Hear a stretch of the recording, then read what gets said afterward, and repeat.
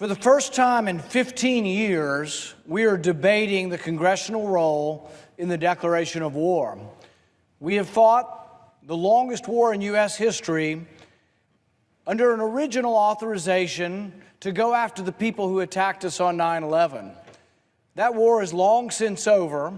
The war has long since lost its purpose, and it's long time that we have a debate in Congress about whether we should be at war or not. It is the constitutional role of Congress.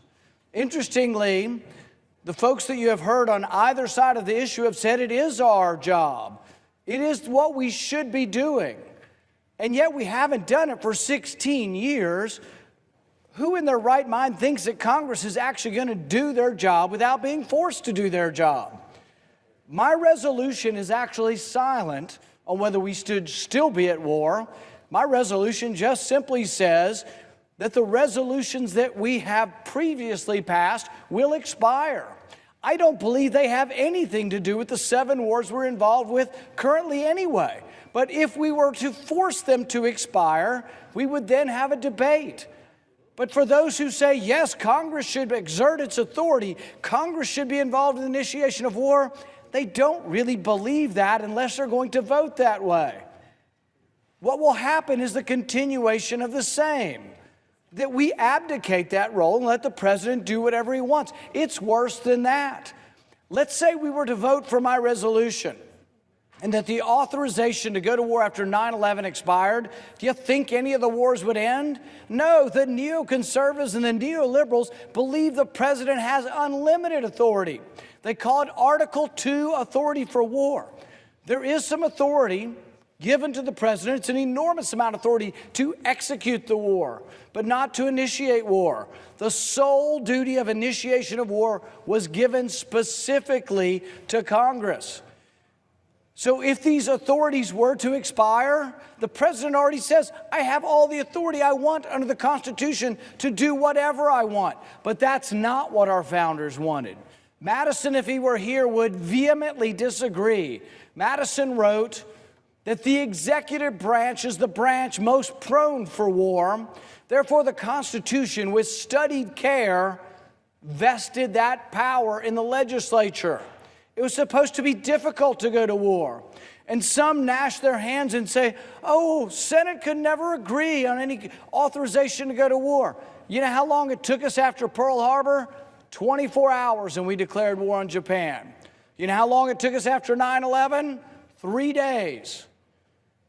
We can come together as a body when we're attacked, when we're unified in purpose. But guess what? After 16 years, it's difficult to determine the purpose in Afghanistan. But also those who say, oh, we need a new authorization, but it's going to authorize war anywhere, anytime, with no geographic limit or no time limit. Basically, they would be authorizing everything we're doing now and not putting any limitations on it. We're in Yemen. We are aiding and abetting the Saudi war in Yemen, and yet there's been no vote on it. 17 million people live on the edge of starvation because of the Saudi blockade and bombing campaign. We are aiding and abetting that, and yet there's been no vote here in Congress. Look, we've got problems here at home. These wars are costing trillions of dollars. They're unauthorized. We have not voted on them. And I say, look, let's pay attention to some of the problems we've got here at home. We're going to have a $150 billion tab for Harvey hurricane damage in Texas. And yet we continue with unauthorized, unconstitutional, undeclared war. I think it's time to think about what we've got, the problems we've got here at home. I think it's time to think about the $20 trillion debt we've got. But still we have this gnashing of hands, this wringing of hands, this gnashing of teeth that say, oh my goodness, what if Congress didn't do its job? What if we allowed these authorities, these authorization of force to expire, and we didn't get another one? Well, the thing is that's abdicating your constitutional duty. The duty is to do what is in your constitutional duty. It's not to say, well, the other congressmen won't do what their job is, so I'm not going to do my job.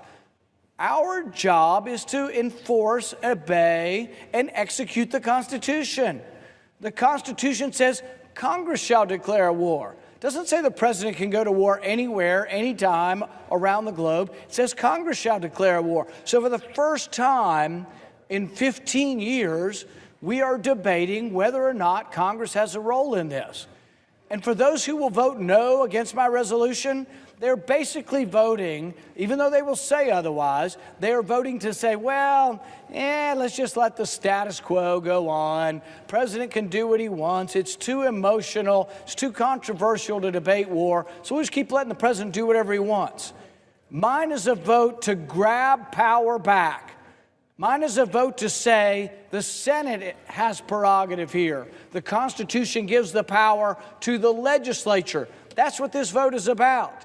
It's about grabbing back the power to declare war and saying this is a Senate prerogative. So the majority in all likelihood will say no, we don't want to do that. We think that that would risk some war somewhere, sometime. That's the point. We should be debating where we should be at war. Should we be at war in Somalia? Should we be at war in Libya? Should we be at war in Yemen? Should we be at war in Iraq, Syria, Afghanistan? Look, President Obama ran on ending the wars, and yet he ended up taking the war and bombing campaign to 7 countries without any authorization. Intriguingly, the left was relentless in criticizing George Bush, and yet George Bush did come to Congress. We had a vote to go after those who attacked us on 9/11. We had an ill-fought campaign in Iraq war, but we did actually vote on it. But we haven't voted for a generation. Should one generation be able to bind another generation? Realize if we don't force these authorizations to expire, this war could go on forever. You know, this is 1984. This is George Orwell saying Oceania has always been at war with East Asia. And then a month later saying Oceania has always been at war with Eurasia, because no one is stepping up to say no.